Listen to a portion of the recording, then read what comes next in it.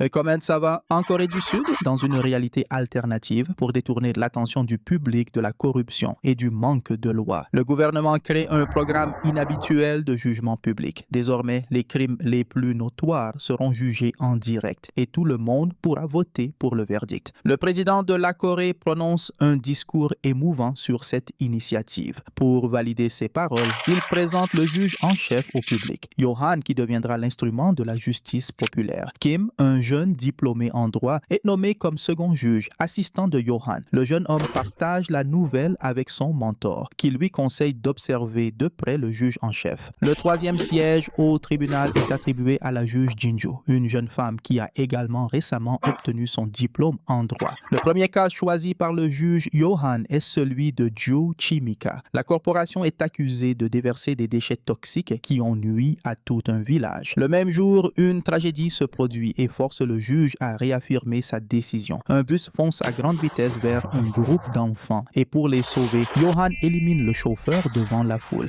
Une lettre de suicide tombe au sol. Dans celle-ci, le chauffeur demande que le président de Joo Chimika reçoive la juste punition. L'assistant Kim passe la nuit avec son amie, la lieutenante Soo-hyun de la police. La jeune femme est excitée car elle croit que son amie deviendra bientôt une star du jugement public et que sa carrière décollera. Pendant ce temps, le département juridique de la corporation se prépare pour le jugement. L'avocat assure au patron qu'il n'y a pas de risque. Dans le pire des cas, il prouvera qu'il s'agissait de négligence et l'accusé ne passera pas plus d'un an en prison. Le juge Yohan découvre que le chauffeur du bus était le père d'une fille décédée en raison de la contamination par les déchets toxiques. Sa fille a souffert des conséquences, mais personne n'a été tenu responsable. Kim pense que cela doit être pris en compte, mais Yohan refuse de justifier les actions du chauffeur malgré sa motivation. Kim partage le secret avec son ami. Son mentor lui a donné la mission d'installer un dispositif d'écoute pour surveiller Yohan. Le couple vérifie l'appareil qui fonctionne parfaitement. Le lendemain, l'assistant installe le dispositif dans le bureau du juge en chef, prenant le risque d'être découvert. À partir de ce moment,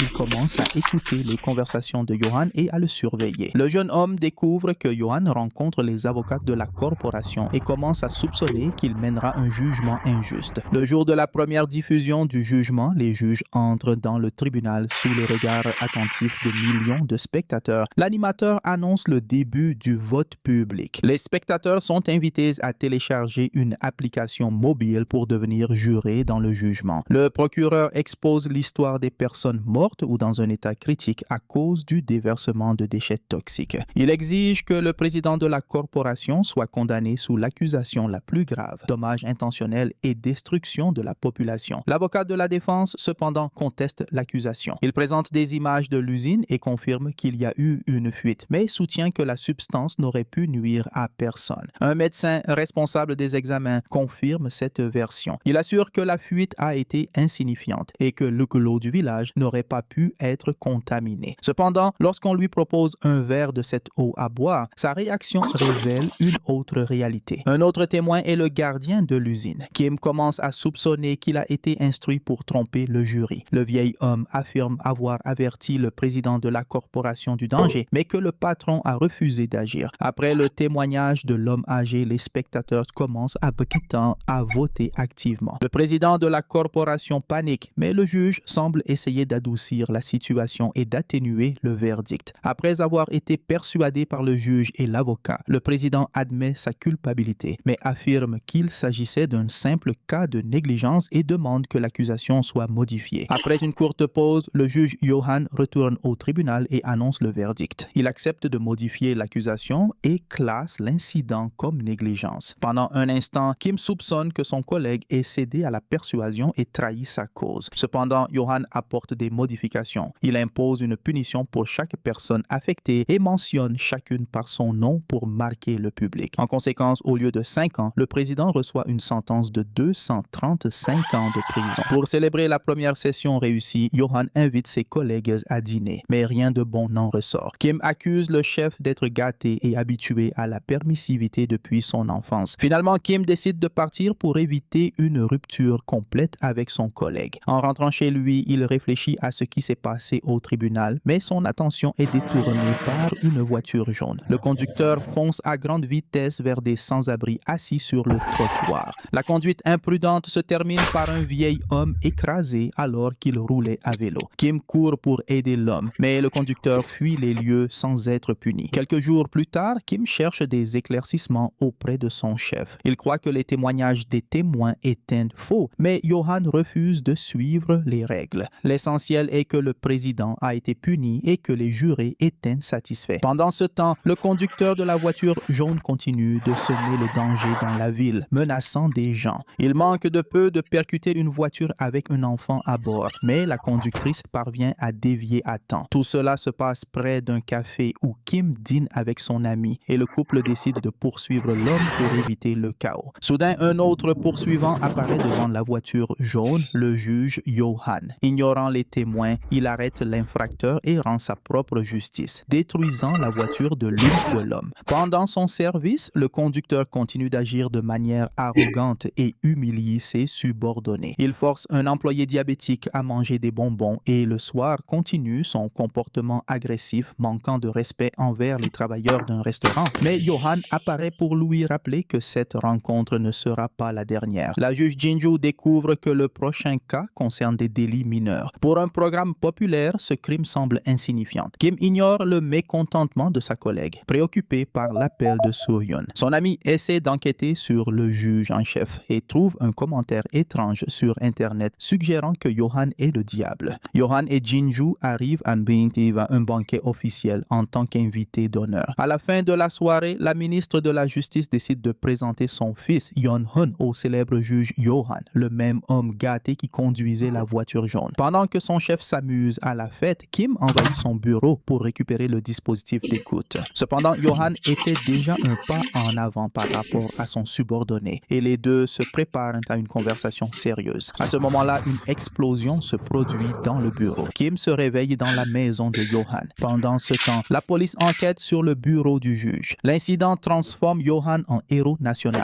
Désormais, il n'est plus seulement un représentant de la loi, mais aussi quelqu'un destiné à combattre le mal. Mais tout le monde ne partage pas cette vision. Soo-hyun interroge le juge sur l'endroit où se trouve son ami, mais Johan refuse de répondre. Dès que Kim se sent mieux, il quitte la chambre pour explorer la maison. Dans le couloir, il rencontre Ellie, la nièce de Johan. Plus tard, le fils de la ministre découvre qu'il sera jugé publiquement. L'officier est furieux de la nouvelle, mais promet de tout faire pour sauver son fils. Le lendemain, la ministre rencontre Johan et il déclare que leur relation personnelle n'influencera pas le jugement. Le jeune homme sera jugé de la même manière que tout autre accusé. Pendant ce temps, Soo-hyun localise la personne responsable de l'installation de la peinture dans le bureau du juge et qui pourrait être impliqué dans l'incident. Mais l'artisan n'est pas naïf. Il refuse de témoigner sans mandat et la police repart les mains vides. En découvrant cela, Johan décide une nouvelle fois de gérer la situation à sa manière. Le soir, il se rend à l'atelier et découvre que l'ordre venait du Fonds de protection sociale. Kim parvient à appeler son ami et à lui dire qu'il est en sécurité. En apprenant que son ami se trouve chez Johan, la jeune femme lui demande de découvrir plus sur la vie du juge. Suivant la demande, Kim suit la gouvernante de la maison. Elle entre dans une chambre vide et l'assistant du juge entend une phrase étrange. La femme promet à la personne sur la photo qu'elle fera tout pour expulser l'imposteur Johan de la maison du véritable propriétaire. Le lendemain, Johan commence une nouvelle session en annonçant la maladie de son collègue, mais passe rapidement au sujet principal, les infractions commises par le fils de la ministre de la Justice. Confiant dans son impunité, le jeune homme refuse de se rendre au centre du tribunal. À sa place, le procureur parle en son nom, sachant que toutes les victimes ont été intimidées ou soudoyées la veille. Ainsi, aucune d'elles ne portera plainte. Au début, tout se passe comme prévu par le défendeur. La première victime déclare qu'elle ne veut pas punir le jeune homme. De plus, l'accusé présente des excuses publiques, gagnant ainsi la sympathie de la population et se dégageant entièrement de la culpabilité. Il semble qu'il n'y ait aucune chance de punition, mais Johan change le cours du procès. Il suggère que les spectateurs utilisent l'application pour signaler s'ils ont déjà eu des rencontres précédentes avec le défendeur. Des dizaines de personnes lésées, y compris le vieil homme à vélo, votent et envoient des vidéos avec des témoignages contre Yeon-hun. En suivant le jugement à la télévision, Kim comprend pourquoi son chef a accepté cette affaire. Johan modifie l'accusation. Le jeune homme est désormais accusé non pas de vandalisme, mais d'humiliation systématique. 90% du public vote pour qu'il reçoive la peine maximale. Curieux,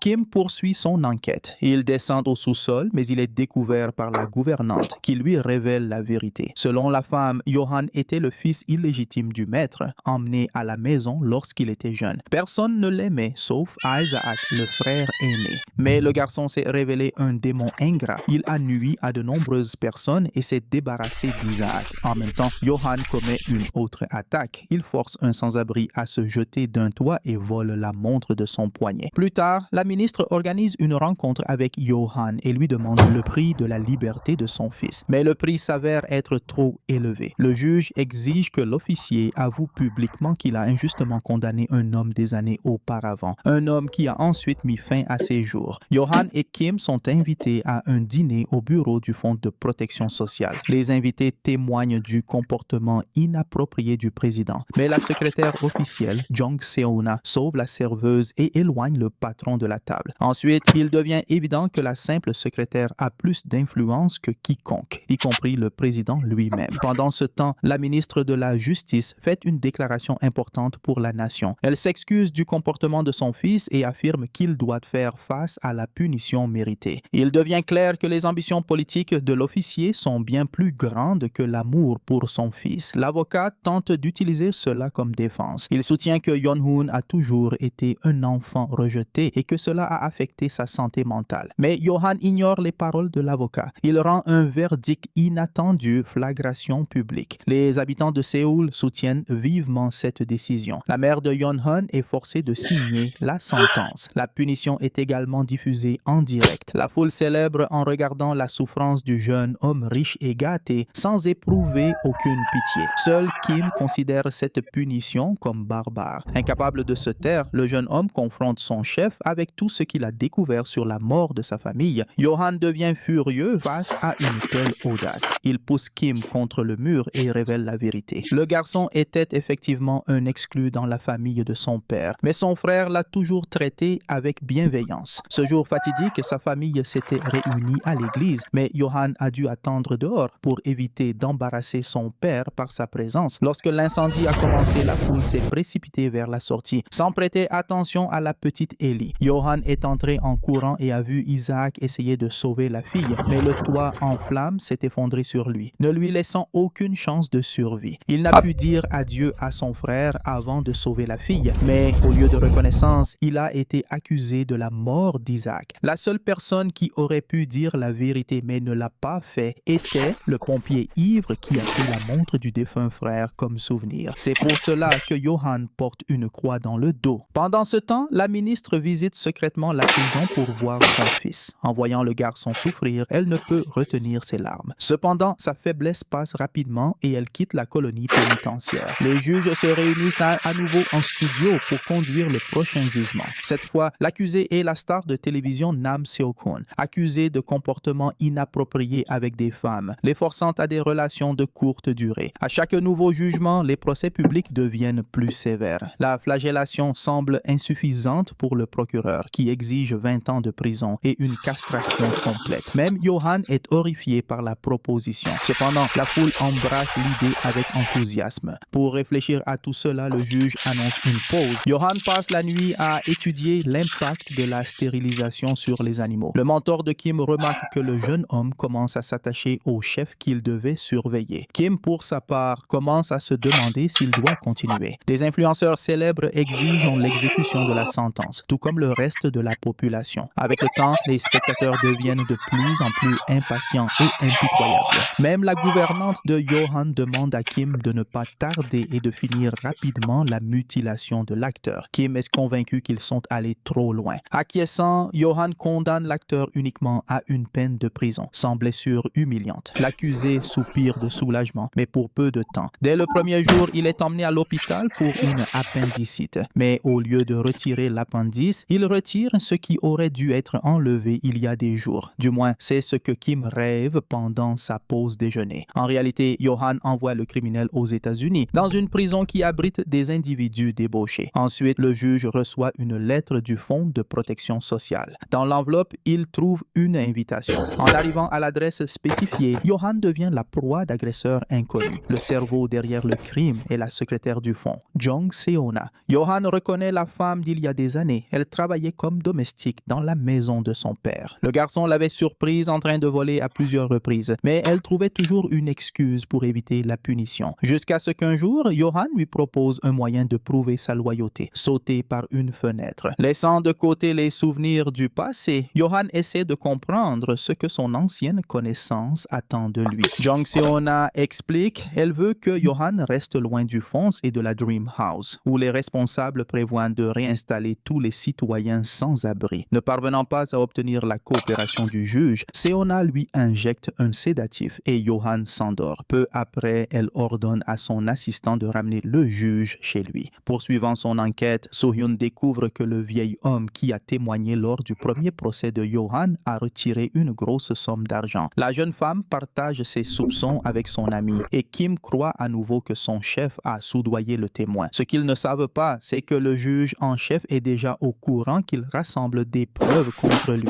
Cette même nuit, l'officier reçoit un avertissement convaincant. Elle est emmenée à l'hôpital et découvre que quelqu'un a rendu ses soupçons publics. La ministre accuse publiquement Johan de soudoyer des témoins et Kim accuse son chef d'avoir attaqué So-hyun. Cependant, Johan assure à son ami qu'il n'est pas coupable. Il est plus préoccupé par les accusations contre lui, mais malgré le tumulte, l'assistant reste à ses côtés devant les journalistes. Le juge admet avoir transféré de l'argent au vigile, provoquant un tumulte. Cependant, la situation se calme rapidement avec l'apparition du témoin soudoyé. Le vieil homme assure aux médias que le juge ne l'a aidé que sans influencer son témoignage. Malgré les déclarations du témoin, Johan s'adresse au public et leur demande d'exprimer leur opinion. Il promet de démissionner si les citoyens le souhaitent, mais 92% des voix sont en faveur du juge. Profitant de la situation, Johan décide de punir ceux qui ont lancé une chasse contre lui. Il révèle au public le projet Dream House et suggère que les dons destinés à sa construction sont détournés par les responsables. Les membres du fonds sont horrifiés par l'action du juge, mais Jung Seona reste complètement calme. Explorant la peur de la ministre, la femme assume ses fonctions et visite un orphelinat pour donner une conférence aux élèves. Tentant de résoudre la situation, la ministre rencontre Johan et essaie de négocier. Cependant, le juge la surpasse. Il envahit le bureau présidentiel et entre en direct, promettant à ses partisans qu'il suivra chaque centime transféré au fonds. Le prochain jugement surprend par son ampleur. Johan promet de dévoiler tous les membres du fonds et de prouver le détournement des dons. Pour convaincre le public de son impartialité, il utilise l'histoire de son assistant. Kim, le jeune homme, a perdu ses parents alors qu'il était encore jeune à cause d'un escroc qui les a ruinés. Kim est mécontent du fait que son chef utilise son secret dans la lutte contre le fonds. Il exige que Johan joue franc jeu, mais le juge se contente de rire de l'innocence de l'assistant et refuse de changer sa stratégie. Pour le persuader, Johan organise une visite à la prison. Pour la première fois en plusieurs années, Kim voit l'escroc qui a détruit sa famille. L'homme a beaucoup vieilli depuis sa détention et Kim a du mal à croire que ce sujet fragile soit le même criminel. Pendant ce temps, Jung Seona se réunit avec un des ministres responsables du détournement d'argent. Se souvenant de ce que l'homme lui a fait quand elle était jeune, la femme élimine l'officiel, le retirant comme un obstacle inutile. Le pays reçoit l'information que le ministre s'est suicidé, confessant ses crimes de corruption et de fraude. Cependant, un candidat a déjà été trouvé pour sa succession, Jung Seona. Johan avoue à Kim qu'il a une revanche personnelle contre l'équipe du fonds. Ils ont tous essayé de s'emparer de l'héritage de son frère après sa mort. Jung Seona diffuse une vidéo supposément enregistrée par le président du fonds avant de mourir. Cependant, la femme omet les parties les plus révélatrices de l'enregistrement. Johan remarque la manipulation et demande à son collègue de lui faire confiance, sans essayer d'agir strictement dans les limites de la loi. Mais Kim a encore des doutes. Il raconte tout à son ami et lui promet de surveiller le juge pour découvrir toute la vérité. Jung Seona se rend au bureau du juge et informe que désormais elle contrôle les activités du jugement public. Johan n'apprécie pas l'audace de la voleuse et tente de se débarrasser d'elle, mais Kim entre dans le bureau à temps. Plus tard, le mentor de Kim lui rend visite chez lui. Il dit au jeune homme qu'il a l'intention de détruire le jugement public, car Johan devient un véritable démon. Pour cela, le vieil homme a besoin de toutes les informations que Kim a recueillies jusqu'à présent. Pour recruter Kim définitivement, Johan le présente à ses assistants. Il se révèle être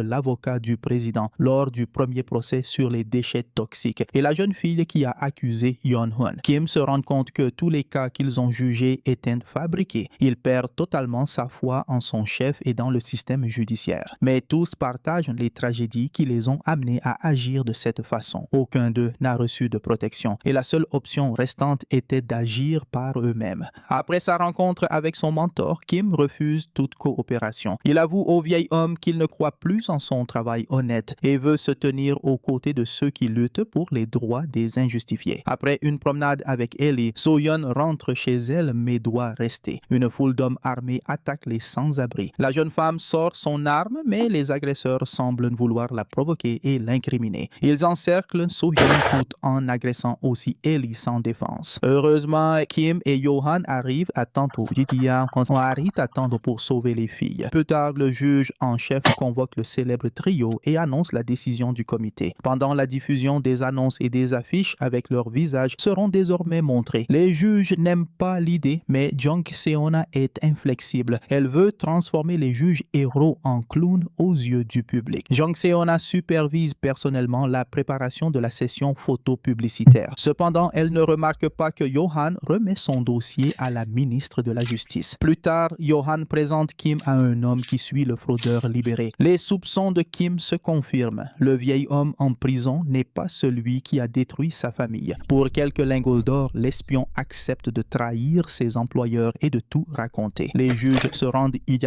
immédiatement à l'adresse pour vérifier et Kim reconnaît son véritable ennemi dès le premier regard. Le jeune homme passe toute la nuit à observer son adversaire, mais Johan l'empêche d'agir de manière impulsive. Malgré les appels de son mentor, Kim retourne à la maison du criminel. Le vieil homme tombe à genoux devant le visiteur et implore la fin de sa souffrance. Kim n'a pas besoin de beaucoup de persuasion, il attrape l'homme pour se venger. Mais lorsque la famille du criminel envahit la chambre, Kim recule, suivi par la femme et la fille de l'homme. Johan entre, il pousse son protégé dehors et force le vieil homme à dire la vérité. Tout l'argent volé est caché dans son vignoble. Le juge trouve un moyen excellent de se venger sans ôter la vie de l'homme. Devant les yeux de l'escroc, Johan verse de l'essence sur des milliards d'argent et sur la caravane où se trouvent sa femme et sa fille. Maintenant, l'homme a un choix, mais il ne peut sauver que ce qui lui est le plus précieux. Le vieil homme ne sauve pas sa famille. Il court vers l'argent, tentant de protéger sa fortune volée. Kim, secrètement, conduit la famille du criminel hors de la caravane et observe pendant que le chef de la maison les trahit. L'escroc fait un nouveau choc. Les liasses de billets sont fausses. Au lieu de ces précieuses coupures, il ne possède rien. Kim a l'opportunité de terminer ce qu'il a commencé, mais il jette le couteau, ne voulant pas se salir les mains. L'argent qui était caché tout ce temps est distribué par les juges aux familles qui ont souffert aux mains de l'escroc et ont perdu leurs proches. Plus tard, les juges concentrent leur attention sur une autre figure, Kim Chung-sik. Le jeune YouTuber a commencé à promouvoir une campagne électorale, essayant d'attirer le plus grand nombre de jeunes possible. Mais ce n'est pas le pire problème. En observant le garçon, Kim le reconnaît comme le streamer qui a diffusé la vidéo de la récente agression en masse au centre-ville. Les juges décident de le juger, mais il y a un problème. Il a le soutien de personnes influentes au gouvernement. Avec l'aide d'Ellie, Kim parvient à localiser le blogueur. Lorsqu'elle découvre cela, l'officier So-hyun demande l'adresse pour l'arrêter. Kim ne laisse pas son ami partir seul et ils arrivent tous deux à la cachette du blogueur. Le jeune homme tente de fuir, mais Kim est plus rapide et le capture. Une foule surgit pour aider le blogueur, laissant Kim sans possibilité de se défendre et de protéger son ami. Mais il a de la chance. Johan entre dans la lutte. Le blogueur tente de profiter de la confusion pour s'échapper, mais il n'y parvient pas. So-hyun le renverse et lui met les menottes. Johan prévient qu'il sera jugé.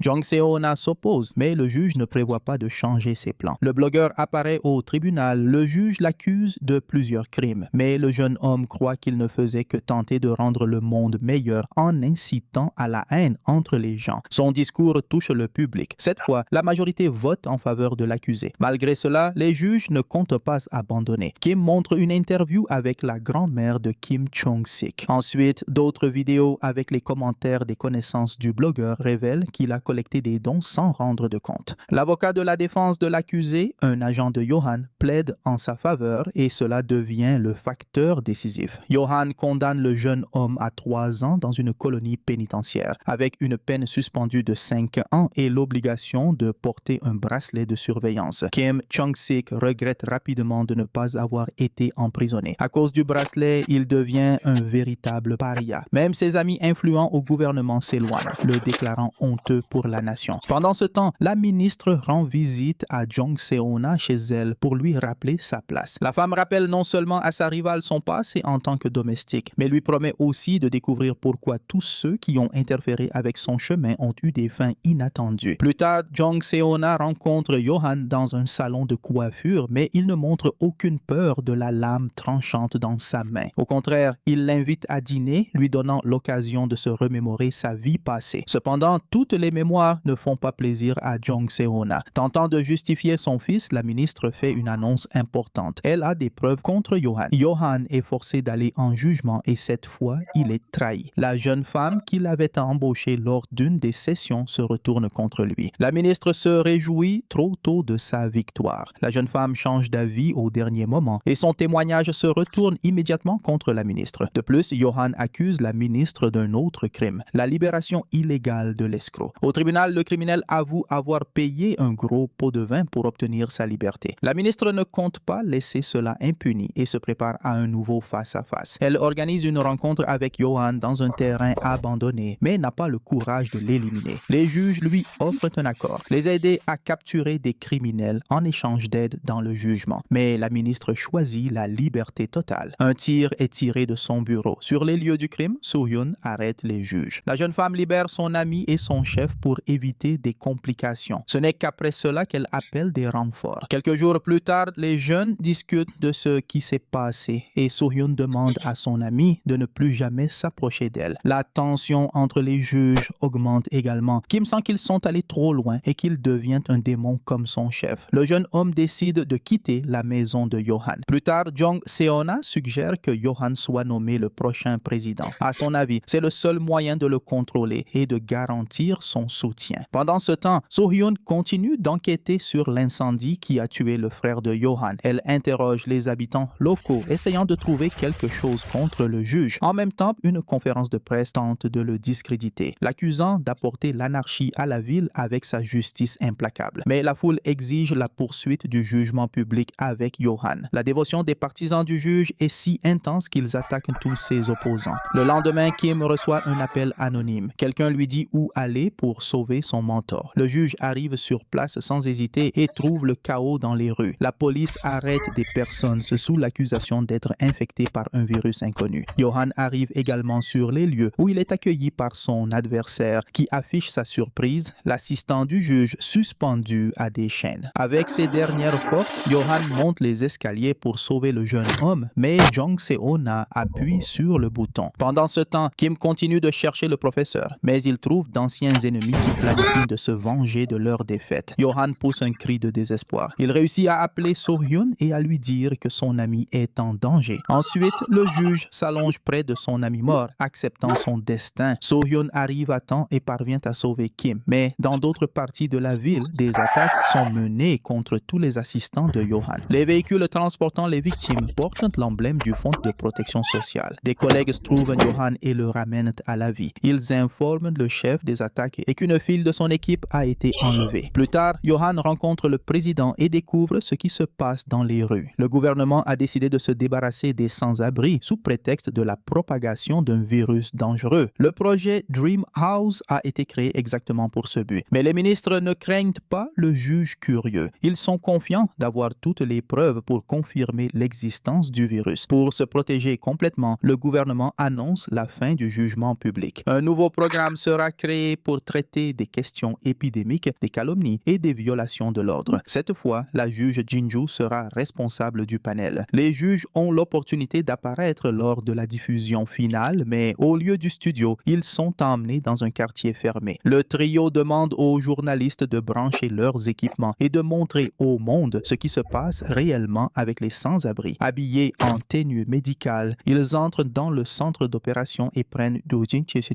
une position stratégique. L'équipe de tournage commence à filmer et les images terrifiantes se propagent sur tous les écrans du pays et du monde. Les conseillers du gouvernement tentent d'interrompre la diffusion, mais de nombreuses personnes veulent révéler la vérité sur ce qui se passe. Sur ordre du président, l'électricité de la ville est coupée, mais Johan sort son téléphone et des dizaines de personnes suivent son exemple. Cela devient devient un symbole que la lumière sera toujours plus forte que l'obscurité. So-hyun arrive pour soutenir son amie, mais dès qu'elle sort de la voiture, elle est tuée. Elle reçoit tous les honneurs lors de ses funérailles, mais Kim n'arrive pas à s'approcher, hanté par des souvenirs douloureux. Johan emmène le jeune homme chez lui, craignant qu'il ne puisse pas supporter la perte. Dès que Kim se remet, il part à la recherche du tireur pour l'amener à la justice. Le trio s'adresse aux journalistes. Johan répète une nouvelle fois les accusations contre le gouvernement, mentionnant la mort de So-hyun. Après avoir entendu les juges, Jong Se-on déclare qu'ils doivent trouver quelqu'un pour assumer la culpabilité. Le président est forcé de faire une déclaration publique, mais il accepte seulement une partie de la responsabilité. De plus, il exige que ses collègues créent un virus réel pour pouvoir se justifier. Les juges rencontrent un médecin qui assure que le virus n'existe pas. La seule chose qui unissait les victimes était l'extrême fatigue et la malnutrition. Le premier accusé à être jugé est un homme dénoncé pour agression sévère. Il a été filmé en train de battre brutalement un vieil homme. Le seul argument de la défense est le supposé virus que la victime possédait, mais Johan promet de discuter de cela en détail après le témoignage. Le verdict du juge surprend tout le monde, même ses amis. Le criminel est condamné à mort. Personne ne parvient à changer la sentence et l'accusé finit dans la chaise électrique. Le pays regarde de près pendant qu'il reçoit sa punition. Mais de manière inattendue, l'exécution est interrompue. Kim apparaît à l'écran, révélant la vérité. Tous les cas du jugement public ont été fabriqués. Il rédige une déclaration détaillant toutes les instances de manipulation. Ensuite, il rend visite à son ex-ami pour lui dire adieu. Le jeune homme explique ses actions en disant qu'il ne voulait pas devenir comme ceux qui étaient censés juger. La situation encourage Jong Se-on.